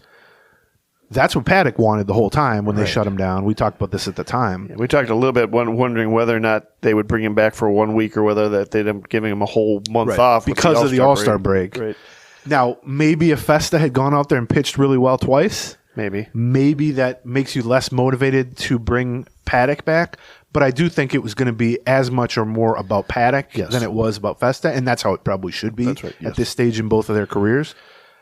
That's probably, I want to talk to people today and talk to Paddack especially, but that's probably good news in the sense that he missed 10 days and they're already at a point where they're like, all right, we think it's a good idea to bring him back. Now the proof will be in how he actually performs. And then he gets one more start right at the end of the All-Star break, then he gets 5 days off. He gets 2 starts against not amazing lineups, then he gets an All-Star break. My guess is coming out of the All-Star break, he'll be either 4th or 5th in the rotation. So he'll essentially get like a 10-day break or more, theoretically, between starts. So, I think it's not bad. I would have liked to see Festa pitch well enough to earn another couple of starts, but, I mean, he'll be back. It really is going to end up being the old Michael Pineda plan that we talked about with the Twins, which is you put him on the IL, he misses 2 starts, he jumps right back in, and you just hope, hopefully the last 15 days. It'll be interesting to chart him over the second half. Well, of the they might season. end up doing that again, though. They might. Like maybe they might or they might not. Right. Maybe you let him make 6 starts, and then you do that in early September again, and hope to refuel him one more time for the stretch run or whatever. But so that it sounds like that's not official on Paddack, but it sounds like that will be the plan. You add an extra arm in the meantime, then you add a Paddack who can face a horrible White Sox lineup, and then a slightly less horrible but still not very good Giants lineup, and then go into the All-Star break. So we'll see on that. I also just wanted to say, I hesitate to say this before they face the Houston Astros, because the Houston Astros are going to hit, as we've seen over the years. But we're back to the Lopez, Ryan, Ober trio trending in a real nice collective direction at this point. As they had a big lead yesterday and we're trying to get through the game as quickly as possible, I was like, well, we got the right guy on the mound. They keep giving Bailey Ober these leads and a clock and go, do it. They did it in, was it Oakland? Yeah, it was Oakland. Where it's like, here's 1 million runs, get this game over with. He's like, I got it. Yeah. Like, Bailey Ober, good for 2 things. Better than anybody in the league at 2 things. That, which is, here's a big lead, finish this game as quickly as possible. Go get it. And also, there's a thing on that shelf that we can't quite reach. Can you get it for us? And he's really good at that, too. It was also kind of interesting to watch the top of the 5th yesterday when they're up 9-3. Right. They just needed to make it. And about 1 out in the top of the 5th, it starts raining. It starts really raining. And I'm like, they need 2 more outs to get this game official, and I think he walked a guy or somebody gave up a single or something. There was a lot of foul balls involved. A lot of foul balls. But then that's what made it so weird is they get the outs they need, and then they just decide, all right, let's just keep playing. Keep playing. To the point that there's like a downpour. Yeah, and there's standing water in the infield, which you almost never see that. First of all, you almost never see standing water in the infield and target field because they're really good at draining. Right. And second of all, you rarely see them continue to play on that because if the ball hits the puddle or something, it just stops. I really was thinking, is this Game 7 of the World Series? Like, why does this matter? But anyway, we already talked about that. So that's where the rotation is at. Simeon Woods Richardson is not trending up, but he's, I would say, still kind of treading water. Yeah. In that even his not great starts are keeping them in the game, which is kind of what they're hoping for at this stage, which is, you go 5, maybe you pitch into the 6. Right. You limit him to 2 or 3 runs instead of 4 or 5 or 6 runs.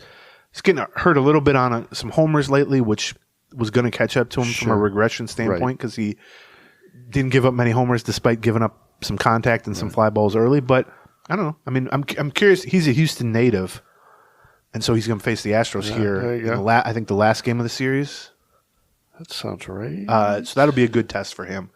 If he can make it through 5, 5 solid against the Astros, even like 5 innings, 3 runs against the Astros, that will heading into the break, that would be, I think, a good marker for him. I mean, that's what they've really been counting on for. He's not been asked to go 6 or 7 a lot. He's been asked to get us 5, maybe 1 or 2 more outs there, kind of limit the damage, and let's turn it over to the bullpen. But that's all you need. I mean, I feel like the narratives around him of, he was so good so early, so I think, and the underlying numbers were not as positive early. Right. So, I think a narrative sort of developed of he's not this good, calm yourself down. His expected numbers and his actual numbers are a lot closer to each other. Basically kind of caught up. He's still sitting up with a 3.5 ERA or 3 3/4 ERA, it's like a high something 3 like that. ERA. Yeah, which I would say he's probably pitched more like a low 4 guy. But the truth is, that'd be great too. Yeah, from a 23-year-old rookie who's stepping into the rotation midseason. Like, if he could end up with a 4.10 ERA and make 20 starts, that's brilliant. Great. Right. That's certainly future-wise, that's something you can also build on. So the top trio's looking good, but I hesitate to put too much weight into that because who knows what's going to happen now against because Lopez and Ryan are definitely facing the Astros. Then Simeon Woods Richardson is getting a third start. So we'll see. We'll revisit this on Monday on the Patreon side. That's right. PATREO on patreon.com/Gleeman and talk about that. A few more miscellaneous things that we could talk about. I don't know, bullpen-wise, there's not a ton to talk about lately. I would say the only real... We got a Brock Stewart update a couple of days ago, which is that he was throwing a bullpen session that day, and I think the hope is he was going to throw not even I take that back, not a bullpen session, live BP, which means throwing to hitters. Right. The hope I think is that during this Houston series he'll do that again, at which point then they'll maybe move to, assuming it goes well, they'd move to the next step, which is maybe one more of those followed by a rehab stint, something like that. But again, the All-Star break doesn't really provide motivation to hurry this thing along. Sure. I know he's been out for 2 months, so I'm not saying they're like hurrying it along, but it's like I think the motivation is the exact opposite. The motivation is let's make sure that he's fully healthy so we don't have to deal with this crap. And I guess what I'm saying is there's less motivation to be like, can we get him back for the last series of the first half? Yeah. Why not just not do that, give him an extra 7 days or whatever and get him back for the again, much like Royce Lewis, if you can get him back for August and September, good. Yeah. That's the goal here. But that would be huge. But within that, then the only real bullpen change has been Jorge Alcala stepping up repeatedly to kind of take on the Brock Stewart role as the third member of the late inning right-handed trio with Duran and Jax. And we've talked about Duran's lack of velocity, more up and down nature. Jax has been phenomenal pretty much all year. Yeah. And Alcala's got the best ERA of the 3. Yeah.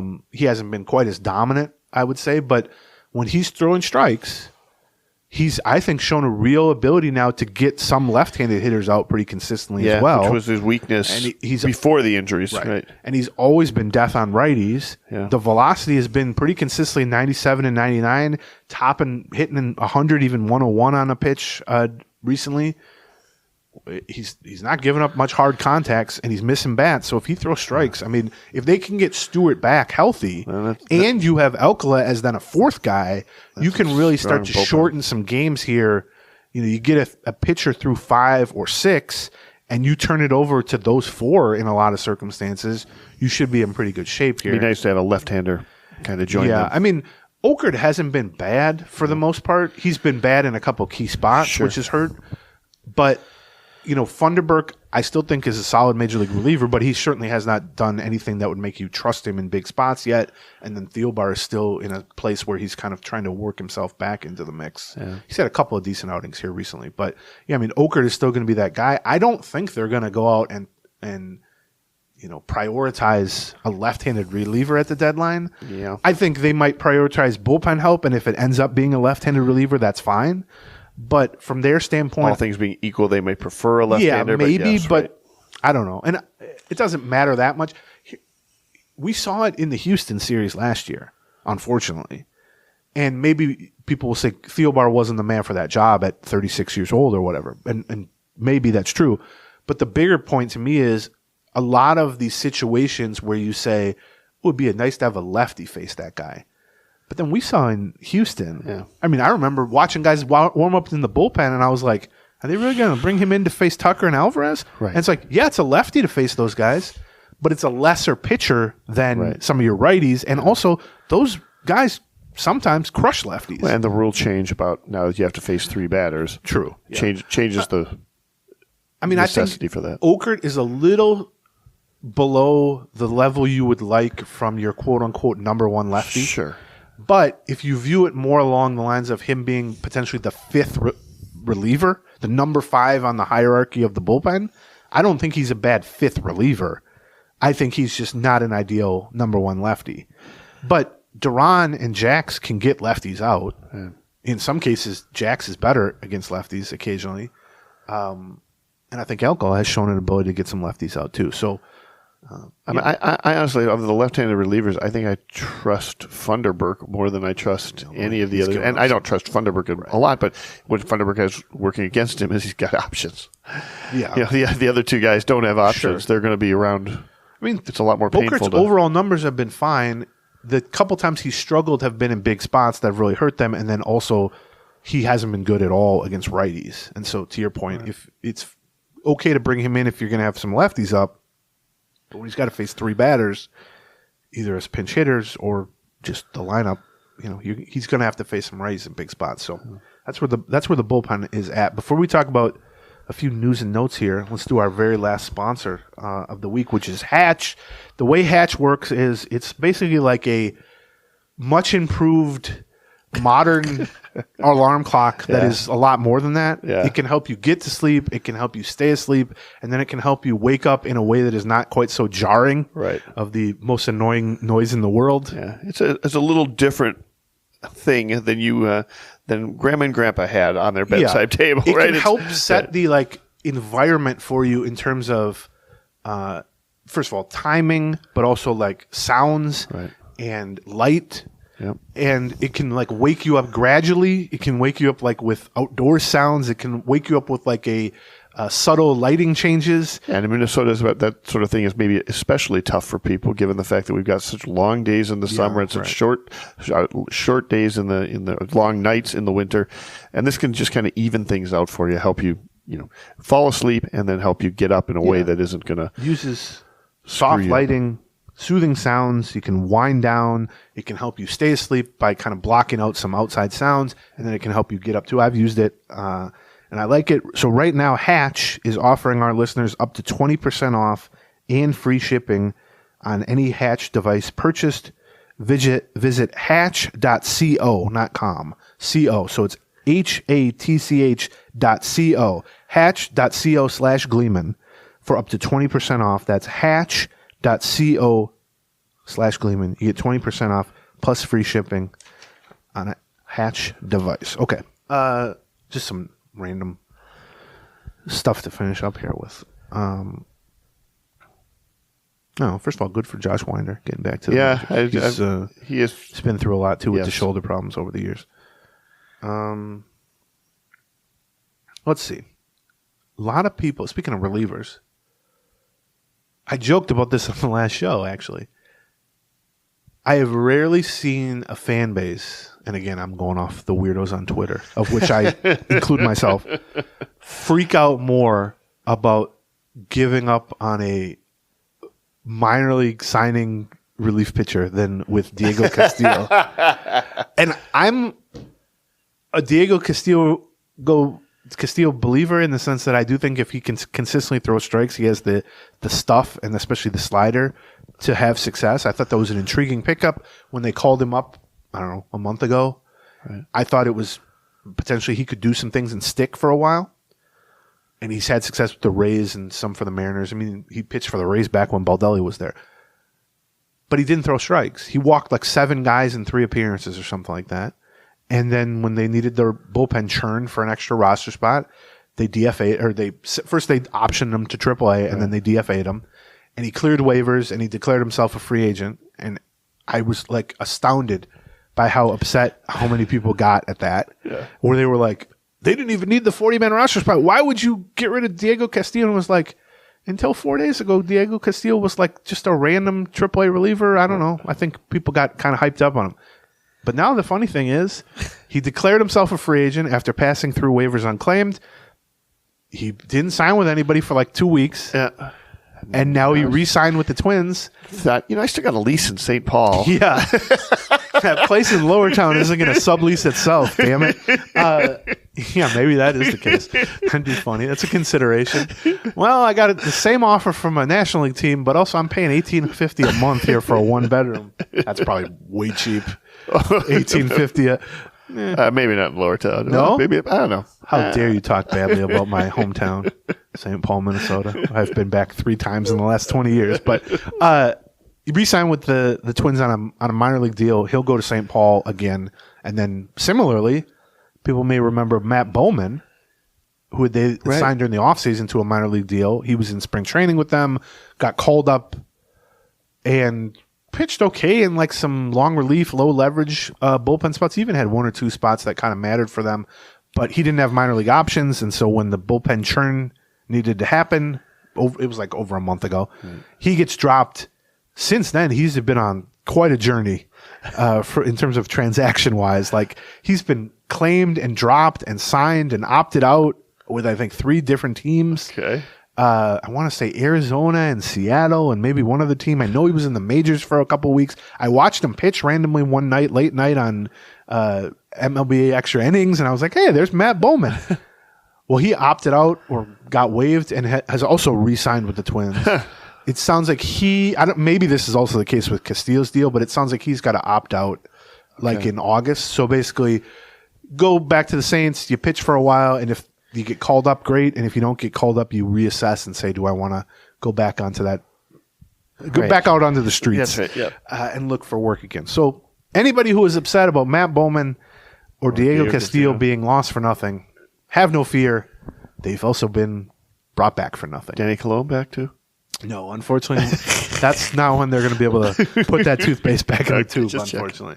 So that's a little bit of bullpen depth. Oh, and I think I have not been able to confirm this, but I saw multiple reports that Jordan Balazovic, who has been a AAA reliever for the past couple of years, is going to go to, I believe, a Korean team, and that the Twins, I presumably, will sell him for some small amount of money, but they've basically letting him go for a better opportunity elsewhere. I know he's a prominent name because he was once he was a top 100 prospect. He was considered by some, I don't think I ever had him, but I definitely had him as the number 2 pitching prospect for the Twins 1 year. But Doosan Bears is who he is signed with. Of the KBO? Of the KBO. Yeah. Doosan Bears. I don't have much of a scout. I saw the Doosan Bears. Did you really? Watched them. They played the LG Twins. I'm almost sure that was the opposing team. Does it seem like the type of neighborhood Doosan? Actually, they might share a stadium with LG Twins. I think that's the deal. Is that stadium in a neighborhood that would be conducive to getting punched in the face? It's in Seoul, Korea. It's in the city. It's not one of the out-state ones or out-country ones. So no comment on that as well. Yeah. You didn't get punched in the face. I did not get punched in the face. And But Lord I also didn't get punched in the face in Fort Myers, though. Which is amazing because you have a very punchable face. Maybe that's an opinion only I hold. So, yeah. But yeah, I would say Balazovic had a bunch of injuries, including some knee problems and then some arm problems. And ultimately, his secondary pitches, he had good fastball velocity. But when he was in the low minors 3-4 years ago, there was a lot of like projecting that, he's got really good raw stuff. We can get this changeup a little better. We're going to get him throwing a splitter. We're going to do whatever. He can absolutely be a top line starting pitcher. As you got further up the ladder and you mix in a bunch of injuries, it became pretty apparent. Like, yeah, he's got mid-90s fastball, but it's a very straight pitch. And also, like, his off-speed stuff just hasn't come along. And he didn't throw strikes consistently enough. And then you toss in the injuries, which he missed a bunch of times. Then he tried to pitch through knee problems and had some ugly numbers. He got more time with the Twins 2 years ago than I would have guessed he would have had. They got into a spot where he was on the 40-man roster and they just needed a fresh arm in the bullpen. And they called him up. And I think it was intended to be like a 48-hour just, pitch once and go back down. And he got a little bit longer leash, and he pitched well for like 2 weeks. He had good results for He wasn't striking anybody out, but he wasn't allowing runs. So he basically stuck around. I don't know. He threw 15, 20 innings or something like that. Something like that. And for a month he got like gradually worse because he still wasn't striking anybody out. Right. Then they sent him back to AAA, but his problem was once they sent him back to AAA, then he got dropped from the 40-man roster. Right. He cleared waivers because nobody wanted to pick him up, which I was a little surprised by because he's a former top prospect. But then he was just a random AAA reliever at that point to be evaluated on his own merits, and he just didn't pitch well ever, really, at AAA. And so it doesn't surprise me that they were willing to give him up. It's quite a fall from the pinnacle of being a top 100 prospect and all that. But I would say he really hasn't. That 1 year where he ended up with the knee problem that kind of I did feel like that everything just kind of got off track that year. I agree. And since then, he really hasn't been. Never really got back on. No. And then we were joking, but 2 springs ago, after he'd had that bad year and it really needed he'd already to bounce seen back. his stock drop quite a bit. Right. Then in the middle of spring training, he broke his jaw or had his jaw broken. Of spring training. Yeah. Needed to get it wired shut and needed to eat thousands of calories of protein shakes every day. Yeah. I remember he was very excited because he had gone to the chefs there in Fort Myers and they'd come up with something he actually liked tasting. So he was like, they're making them for me 3 times a day and they're 2,500 calories or something. I was like, okay. But yeah, since that point, he didn't do himself any favors there, really. Right. But also, if he'd have pitched better, he'd have gotten another chance. So I'll see. He's still young. Yeah. But it sounds like he'll be over in Korea. So that probably plays a part in you removing a reliever from the AAA bullpen. You're adding now 2 relievers to the AAA bullpen. Yeah. He'll like Sol. Yeah. Sol is fun. Think? Yeah. We'll see. Because you like Sol, I don't know that Jordan Balzovic will like Sol. I bet you he likes Sol. Lots of good food in Sol. And he's got a workable jaw now, so that's good. Yeah. True. He'll make. I mean, these guys. Doosan Bears have one of a very interesting mascot too. It's like it's a bear, but it's like a robot bear. It's a mean-looking robot bear instead of like a cuddly bear. Okay. I don't like mascots, so shockingly. The thing about a lot of these guys that you see, Fernando Romero is a similar situation. I remember a few years ago, top 100 prospect for the Twins, never really got it together, had some injuries, went overseas. Right. Williams Astudillo, I'm trying to think, Jarrell Cotton recently. Yeah. It's what these guys have to try to balance, and this is probably what Balzovic and his agent have been talking about, because I'm sure they got this offer a couple weeks ago or something. The offer from whether it's Korean teams, Japanese teams, whatever it is, it's always going to be for significantly more money than you're making if purely at AAA. Sure. Because the AAA salary is like, I don't know, 60 or 70,000 for most players. And I don't know what he's going to get in Korea, but I know like similar guys who have gone to Japan, sometimes they get 10 times that much or even more. They get $1 million, let's say, equivalent.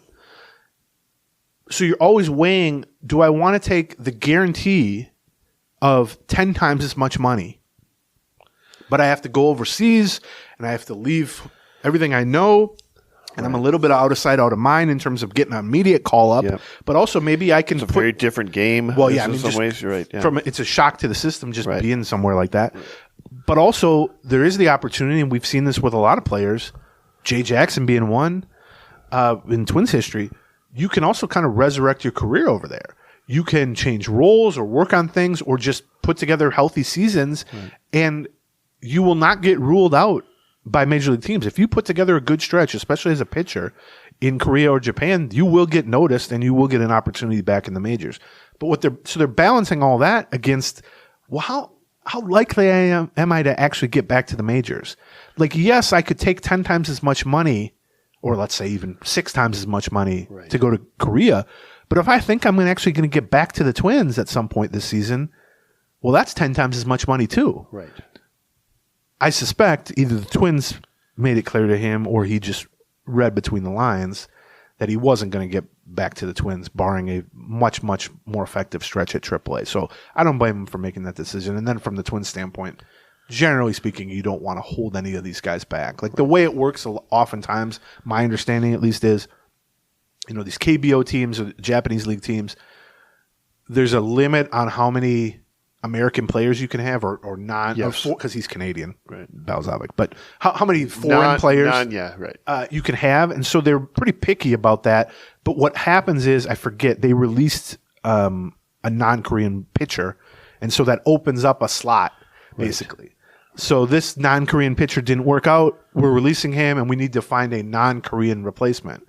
And they scout these guys. I mean, I've heard stories about there are guys scouting Saints games for foreign teams and looking for guys who they feel aren't going to make the majors, but could be a really good fit for us stylistically, or they're just better than teams think and all that.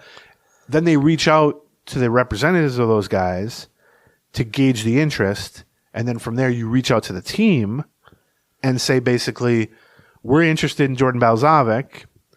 Jordan Balzovic feels like maybe this is a good opportunity for him, either monetarily or career-wise. What's your guys' stance on it? And more often than not, with the Twins and other teams, the stance is generally, we're not going to hold you back from doing this. Well, I mean, they're not targeting top prospects for the most part, right? They're former top prospects. A lot of I mean, it can be. There's two good reasons to end up taking that money. One is, like you said, maybe they can come back and get a real role, right? Or it's your last payday. Or work with a different pitching coach and different culture, that sort of thing, right? The other one is, well, I'm never going to get my big payday here. Right. So let's get what we can get. I've got one more. And I have no problem with that. I'm going to play one last card here. Right. And this is going to be. I mean, if you're making $70,000 doing a job in America, and someone says, "Hey, come to Korea, we'll pay you $700,000." Right. I think probably most people will do that. Your son's doing that right now, making millions. Yeah, that's right. In Japan, right? No. He's making less than my daughter here. All right. Well, I take that back. So yeah, and then usually. Because you're not going to make a trade. Like, it's not like they're going to trade Balzovic to the Korean team for some AA Korean guy. Yeah. So it ends up, I think, a lot of times transactionally being selling a player. It's really more like being compensated to release a guy so that then he's just free to go where he wants to go. And when I say compensated, they might be getting $1. Well, maybe 10,000, maybe 2. I mean, they're not getting like $5 million for him or something like that. Is what I'm saying. So that's where Balzovic is. Let's see, a couple things to end with. We mentioned. Well, did you edit that part out or no? I did not edit that part out. Okay, well, then you guys heard me. You may have heard John. I guess you had heard it on K-Fan. Well, Marnie announced it Tuesday morning. Right, so and I say that during the podcast. Yes. Yeah, right. Marnie announced, and the Twins have since announced, but Marnie Gellner, former guest, multi-time guest. Yes, okay. We had her once on our own episode and twice where she just walked in and we put her on the show. That's right. Okay, yes, okay. Because here's the thing, when you're doing a show and you're recording stuff and Marnie walks in, it's like, grab a mic, Marnie. Yeah, why not? She fits in anywhere. Right. Anyway, we love Marnie. She's going to be subbing for Corey Provis as the play-by-play TV announcer for the White Sox series, which is 3 games starting Monday, Tuesday, Wednesday, which is great. So you said that. I hadn't heard that, but you said that on Wednesday's show. That's right. And if you're an eagle-eared listener, you then heard me say, oh, well, that's interesting. Speaking of that, Sean Aronson, the Saints, the AAA play-by-play announcer, and then John gave me a death stare and waved his arms and said, you idiot, you're about to say something that they're going to officially announce the next day. Yeah, exactly. Yeah, don't do this. Don't steal their thunder. Right. So then what you heard was me brilliantly. I would argue brilliantly. Yeah, you found a different way to talk about Sean Aronson. That was somewhat related. Yes. Now, it might have seemed a little awkward, and why is he talking about this? But then you pulled it off okay. Here's what was slightly less brilliant. Because you and I have done so much live radio, both for hundreds of episodes of our own show, but as guests on other shows, right. You learn that no matter what you're asked, the only thing you really can't do on radio other than curse is just go, I don't know. I don't want to answer that. Or just get halfway through a sentence and go, oh, actually, I don't want to say that. Never mind. Don't bring that up. And so what you learn is, even if you are mid-sentence and in your head you go, oh, you shouldn't say this. I shouldn't be talking about this. Right. Actually, you're misremembering or, get out of this. You can't just go, never mind, edit that out because you're on live radio. Right, that's right. So, but that instinct then kicked in. So I think I very nimbly made my way out of that jam. However, then I realized at the end of the show, I said, "Yeah, I did make a note as to where it happened on there. I can just edit that." And I said, "Oh yeah, that's right. It's a podcast. We're recording. It's not live radio." I literally could have just said, "Never mind. Stop recording. Edit that part out." So there, you got to see me tap dance a little bit. However, then the next day, if you're a subscriber to the Patreon, you can go. There's a fun little Easter egg for you. That's right. Re-listen to it. I'll bet you'll go, "Oh yeah, there's the moment where Gleeman's brain went, oh crap." There's where Bonus's face starts going. Yeah. Oh no, he really looked like how I imagine an air traffic controller at the last moment before the plane hits the tower, going no, waving their arms, going no. But they announced then yesterday that Sean Aronson, the long time since 2007, AAA Saints, well, actually, even when they were independent, Saints play-by-play voice is going to sub for Chris Atterbury. PR director, he does everything over there. That's right. I mean, he does an I think amazing job. Social media, PR, everything. Is going to be subbing for Chris Atterbury as the play-by-play radio voice during the entire road trip. Final road trip of the first half. That's right. So the 3 Chicago games and then the series in San Francisco. Right. Great opportunity for him. And the nice little bow that you can wrap on this is Sean Aronson has been the Saints play-by-play guy since 2007.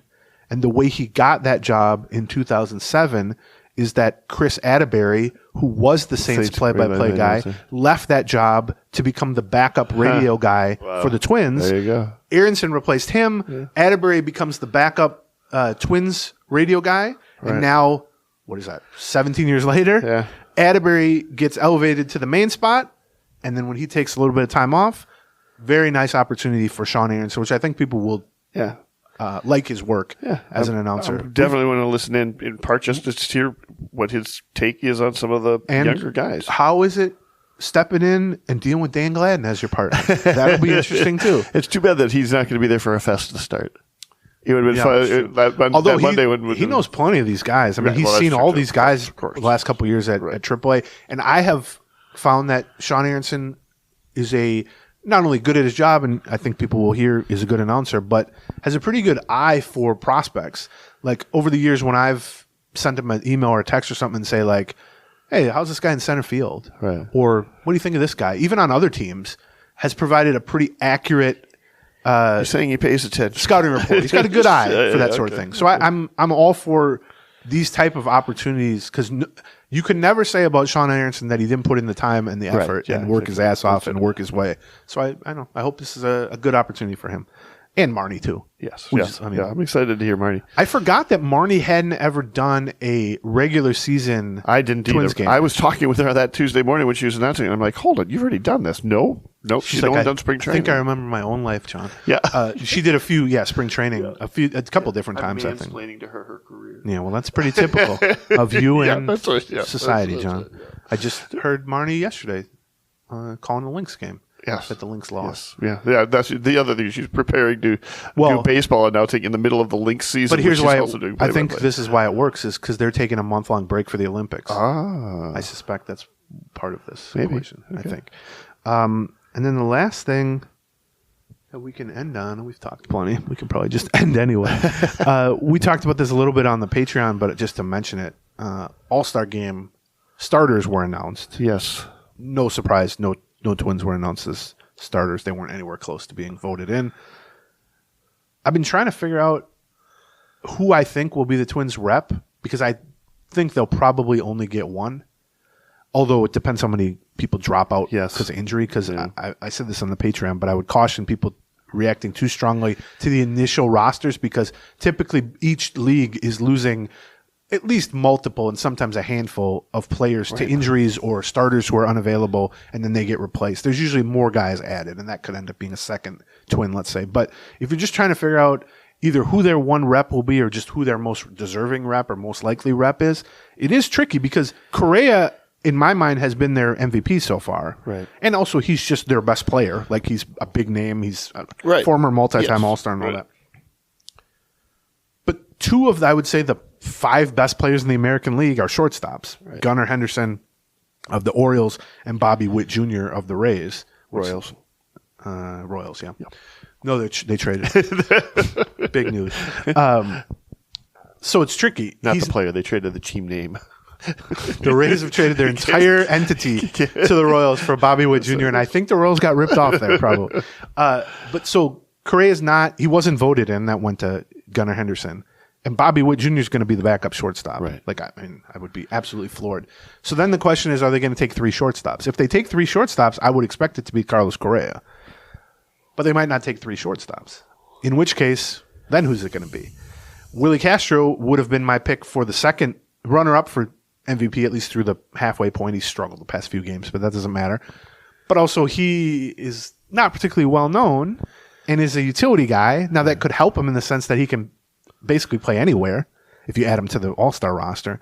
But it doesn't help him in the sense that they don't think of him as like, oh, we want to add another third baseman. Let's add him. Or another outfielder. Let's add him. But he would be deserving. The easiest one to me would just be Joe Ryan. Right. Because starting pitchers, there's always going to be 10 of them or more on the All-Star roster. Right. He hasn't been a top 5 starter, but he's certainly been a top 15 starter, let's say. And so no one's ever going to go, Joe Ryan, you added. He's just pitched really well. Sure.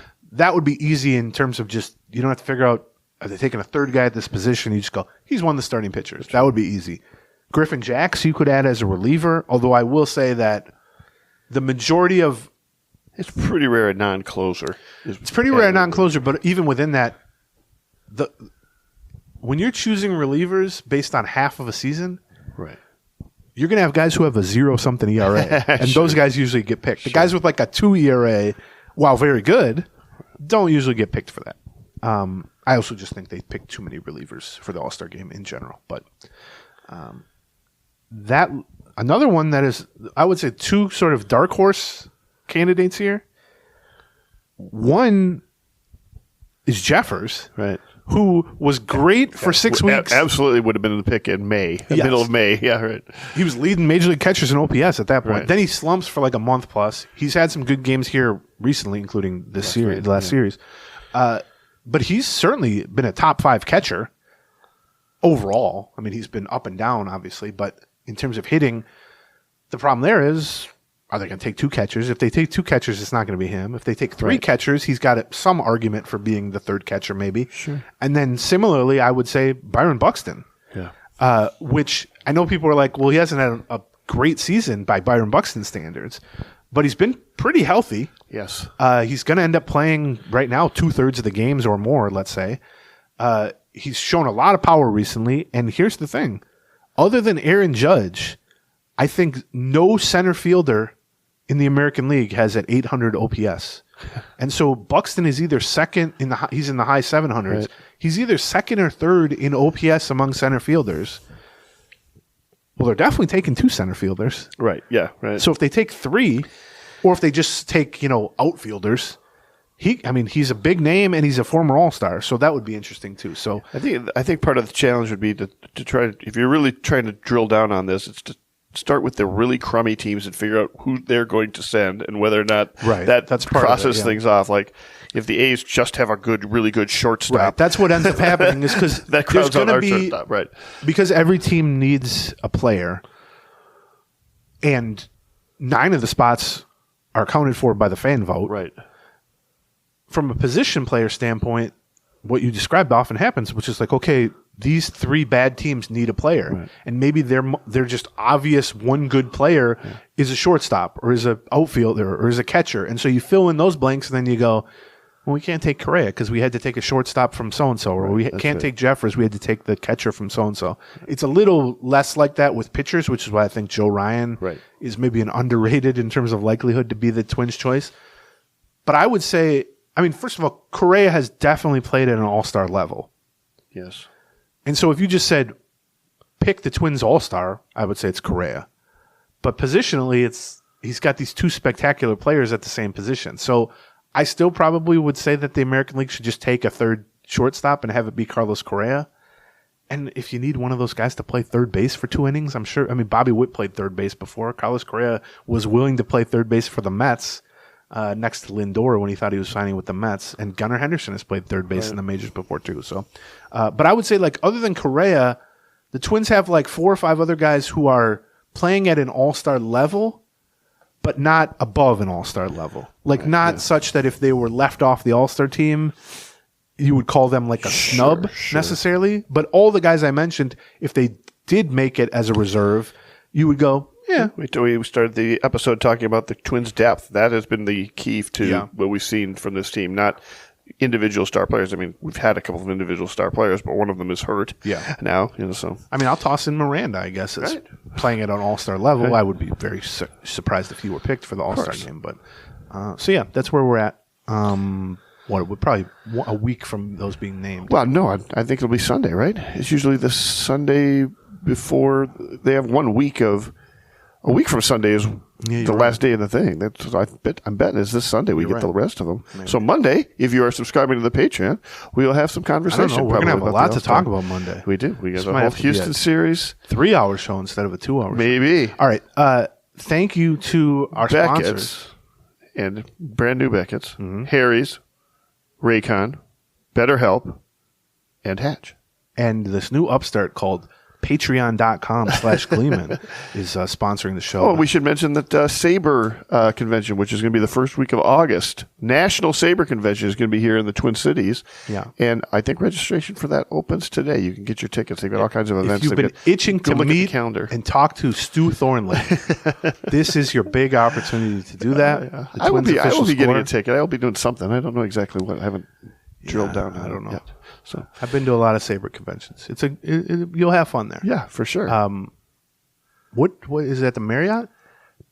I don't know. I forget what. It's downtown. That's right. Because part of it is there's an event. You go to the Twins game. You do some other stuff. There's a whole bunch of it was at the Marriott last time, but I don't remember. There's a whole bunch of Twins officials and employees involved. Yeah. I think I want to say Falvey, Levine. Some assistant guys, some of the tech guys, some of the analytics guys. I'm going to guess our old friend Hans von Sluten, who runs all the database stuff, will be there. Yeah, probably. Because I think I met him at a Sabre convention many years ago. So yeah, it'll be a good time. We will be back Monday morning to recap the Astros series and possibly the All-Star selections, if John is correct. Monday morning, exclusively for Patreon subscribers. You can join us there at patreon.com/Gleeman. And if not, we will talk to you next Friday. Gleeman.